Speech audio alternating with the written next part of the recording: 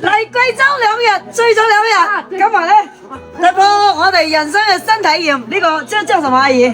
糍粑，對，炸糍粑，來，就這樣一直搓，然後呢，要搓到什麼程度？要把它搓軟。裡面是什麼東西？來看，然後把這個糯米一直炸，炸到它最後，然後做成糍粑。啊，真的，我說實話啊，相隔我哋廣東1000幾公里，去唔同嘅地方體驗唔同嘅。真係風土人情啊！謝謝阿姨。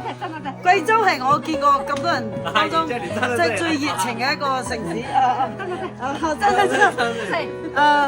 好多嘢，即係我唔中意去景區玩，我亦都唔中意去嗰啲咩美景嘅地方，我就係中意去體驗人哋嗰啲農村嘅生活，體驗一下，感受下同我哋嘅嗰啲地方唔同嘅嗰種意義，我覺得人生值得。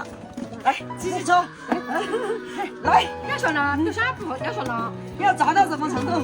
要把它炸到像個粑粑一樣。